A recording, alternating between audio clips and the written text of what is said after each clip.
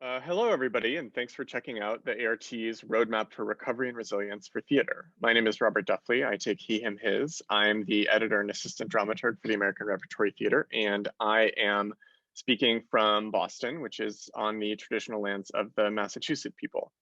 In this edition of the Roadmap, we're sharing some video conversations with members of A.R.T's staff, showcasing how their work has changed during the pandemic.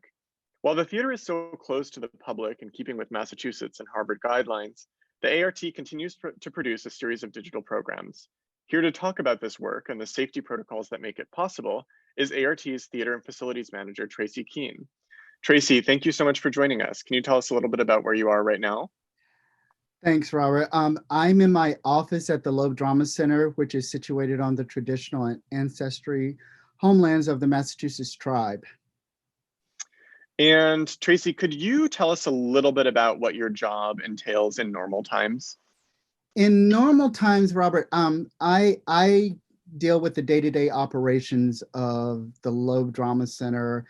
I work closely with people out at our scene shop at 155 Fawcett, Oberon, our second space, as well as the warehouse out in Ashland, and about 20 apartments situated around Harvard Square. I would say over 185,000 square feet of property that I oversee day-to-day operations in terms of keeping them up and running during pre-COVID time. And speaking of COVID time, could you share a little bit about how your responsibilities have shifted in the context of the pandemic since last March? Since last March, well, we went through March and April pretty much being in lockdown. So being an essential worker, was essential to make sure that the building was still properly maintained in terms of, even though we were in lockdown, I was still coming back on campus. But I pivoted since then to basically be the person that's responsible for all the protocols and procedures, regulations, requirements that have been issued by both Harvard University, the city of Cambridge, the state of Massachusetts, as well as federal guidelines according to the CDC. So my primary focus now has been to keep up on those regulations and to see how our properties are being used in following those guidelines. Could you share a little bit about what you've learned about the ways that buildings can be core elements of an organization's COVID defense strategy? Well, the buildings, it goes beyond just the four walls. And I think that one of our relationships, this relationship that we have with healthy buildings, has brought to the forefront what it means to have a building that is safe for any inhabitants, whether that is a staff member, a student, a patron. Obviously, we've not been able to welcome patrons back, but I think learning about what it means to be healthy is an essential requirement for any building manager, facility manager. Yeah, I wonder if you could share a little bit about what you've learned in terms of ventilation and filtration and what ways you've investigated those systems within the lobe. Before COVID, one of my dealings with ventilation and air quality is how can I keep the system maintained at a certain degrees. And having a 1960 building, things were not always as easy as a new building per se. And a lot of our filtrations were MERV 8, and we had to revisit that and change all of our filtration system to MERV 13, which is one of the recommendations from healthy buildings, as well as guidance that we received from the university. So I think, even though I say that it's a 1960 building, I was able to pivot and change those filtration systems to meet the necessary requirements. The lobe is still closed to the public, of course, but can you tell us about what's happening in the theater this fall? Well, starting this summer as well as into the fall, we were allowed, the Loeb Drama Center was allowed to, and I don't want to use the word reopen, I like the term we call reuse of the building. particularly because the Loeb is the home of the A.R.T, American Repertory Theater, for performance. So we worked with Harvard and Professor Malling of Computer Science 50 to host his virtual class here. So while we were not putting on a production per se, we were actually putting on a production of a course, one of the most popular courses at Harvard, to live stream that from the main stage of the Loeb Drama Center. Can you tell us a little bit about what safety protocols staff observe when they're in the space?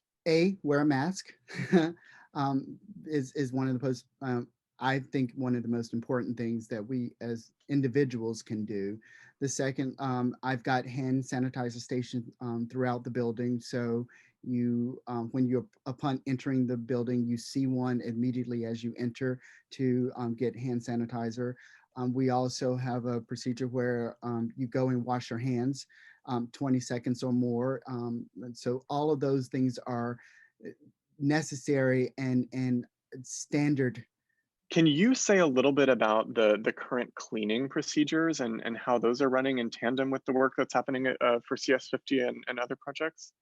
We had to shift and bring in additional hours of the custodial team because now they are doing more cleaning to make sure that surfaces that are being touched are wiped down not only once a day, but pretty much every hour on the hour while the building is occupied.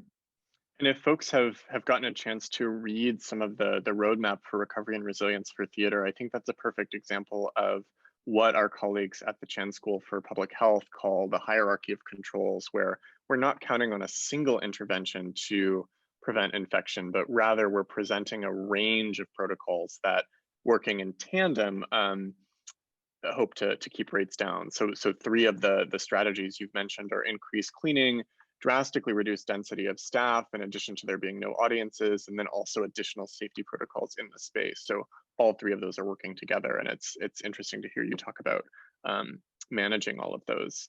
I think theater people around the country might be watching this and thinking about buildings that might have been closed almost entirely since March and wondering where to even begin.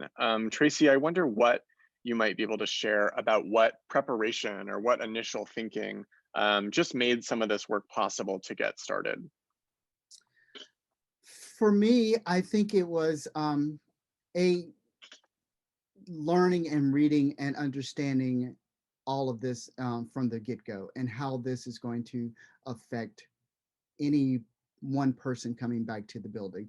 I've always wanted to make sure that despite all that, when someone entered the building, whether it's a custodial team member, a staff member, a patron, that the building was safe. Now I look at it as I've elevated that safety protocol in a sense that how can I make sure that one person is not going to be exposed to the virus in this building, and that took a lot of understanding all of the necessary requirements, procedures, understanding the virus in order to make sure that I'm putting in these safety protocols that are clear and understandable. And it's probably worth reiterating that nothing was happening in the building until we had taken the time to do that learning and figure out those protocols. And only then have we been able to start certain projects. Yeah, I would say, we went through a series of what would we do and how will we do it in order to, unlike probably many of people that are watching this, I had to state clearly how the Loeb was going to be safe and how we were going to practice these safe practices and write documents to various people at the university in order to get approval for us to even host CS50. So I think that is key, that we were able to do that collectively.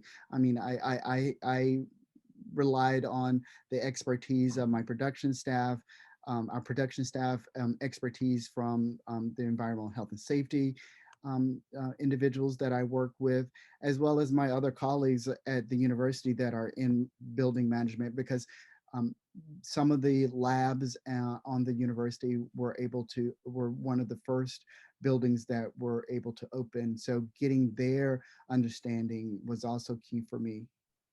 I wonder, just to close, Tracy, has anything surprised you in particular during this process? Robert, that's an interesting question because I was pleased that the work of building management, facility management has taken a forefront. I mentioned earlier that oftentimes my relationship with artistic production patrons is it's too hot, it's too cold, or the bathrooms are needing this and that, or my a staff member needs a requirement. But I think what has um, inspired me is that healthy buildings has now become part of the dialogue, part of the conversation in um, in a production or in a theater. Well, it's so important, that work that you're doing now more than ever. And I know that idea you mentioned, that integration of thinking about health and about public health and into the way that we work as organizations and as artists is, I think, going to be with us for a long time. So I really appreciate you taking the time to talk with us today, and I really appreciate everybody tuning in. If you're interested in more information about public health and the arts, keep an eye on the roadmap. We're updating that as soon as often as we get more information, and we can't wait to keep sharing with you. So thank you, Tracy, for being with us, and thank you all for tuning in. Thanks, Robert.